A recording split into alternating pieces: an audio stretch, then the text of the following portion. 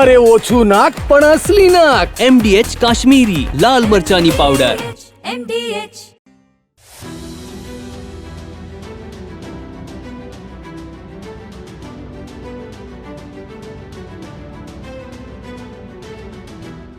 November અયોધ્યામાં રામ મંદિરના મુખ્ય શિખર પર થશે ભવ્ય ધ્વજારોહણ. મંદિર નિર્માણ પૂર્ણ. હવે સમગ્ર મંદિર ભક્તો માટે સંપૂર્ણ તૈયાર. અયોધ્યાના આંગણે અનેરો અવસર. અયોધ્યામાં શિખર પર ધ્વજારોહણ. 25મી નવેમ્બર હશે ઐતિહાસિક દિવસ. દેશના તમામ હિન્દુઓ માટે આ ગૌરવની ક્ષણ છે. 25મી નવેમ્બરે અયોધ્યામાં રામ મંદિરના મુખ્ય શિખર પર ધ્વજારોહણ સમારોહનું આયોજન કરવામાં આવ્યું છે. આયોજન સંદર્ભે મંદિર પ્રશાસનનું કહેવું છે કે ધ્વજારોહણનો પ્રસંગ ઐતિહાસિક હશે, કારણ કે રામ મંદિર નિર્માણ કાર્ય પૂરું થઈ ગયું છે અને હવે સમગ્ર મંદિર ભક્તો માટે તૈયાર છે.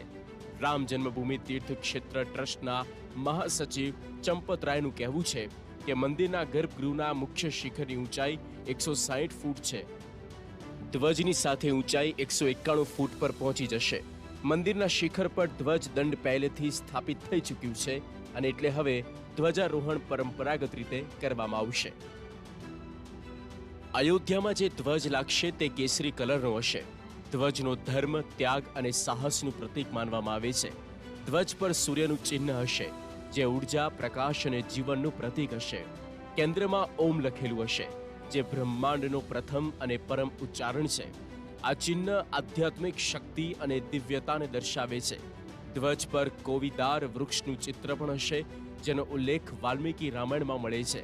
આ ચિહ્ન અયોધ્યાની ઐતિહાસિક અને સાંસ્કૃતિક ઓળખને દર્શાવે છે. સૌથી મહત્વની વાત એ કે રામ મંદિર પર જે ધજા લહેરાવાની છે તે અમદાવાદથી મોકલવામાં આવશે. જ્યાં મંદિર માટે મુખ્ય ધ્વજ દંડ અને અલગ અલગ 6 નાના દંડ અમદાવાદમાં તૈયાર કરવામાં આવ્યા છે. રામ મંદિર પર 4 કિલોની 11 ફૂટ પહોળી અને 22 ફૂટ લાંબી ધજા ફરકાવાની છે, જેનું નિર્માણ થઈ ચૂક્યું છે. આ ધજાને રેશમી કાપડમાંથી બનાવવામાં આવી છે અને 3 લેયરવાળી ધજા બનાવાઈ છે. ધ્વજની બંને તરફ ઓમ, સૂર્યદેવ અને કોવીદાર વૃક્ષનું ચિહ્ન હશે, જે ધજાના ધાર્મિક મહત્વમાં વધારો કરે છે.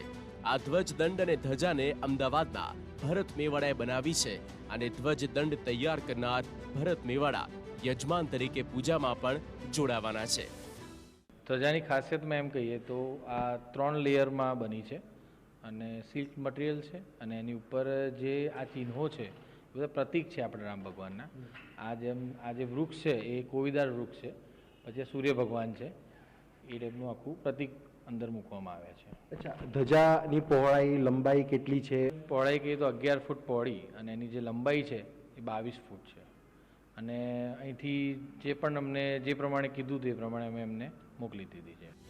હવે આપણે થતું હશે કે 25મી નવેમ્બરનો દિવસ શા માટે પસંદ કરવામાં આવ્યું છે, તો તેની પાછળનું કારણ છે આ દિવસે વૃદ્ધિ યોગ અને પદ્મ યોગ પ્રબળ બનશે. ઉત્તરાષાઢ નક્ષત્ર હશે, જે અત્યંત શુભ મનાય છે. શુભ કાર્ય માટે ઉત્તમ દિવસ ગણાય છે. ગ્રહ નક્ષત્રોનું સકારાત્મક જોડાણ બની રહ્યું છે અને આધ્યાત્મિક કામો માટે શ્રેષ્ઠ તિથિ પણ છે. મહત્વનું છે કે ધ્વજારોહણનો કાર્યક્રમ માત્ર મંદિર નહીં, પરંતુ દેશમાં હિન્દુ ધર્મમાં માનતા તમામ લોકો માટે વિશેષ છે. ધ્વજારોહણ બાદ દેશ અને દુનિયામાંથી લોકોનો ધસારો જોવા મળશે. સામાન્ય દિવસોમાં પણ હજારો લોકો દર્શને જતા હોય છે, ત્યારે ધ્વજારોહણ બાદ ભક્તોની સંખ્યામાં વધારો અપેક્ષિત છે. Bureau report, TV9. MDH ચણા મસાલા. હવે છોલા હોય કે ચોળા, સફેદ ચણા હોય કે કાળા ચણા, બધું મજેદાર બનશે. MDH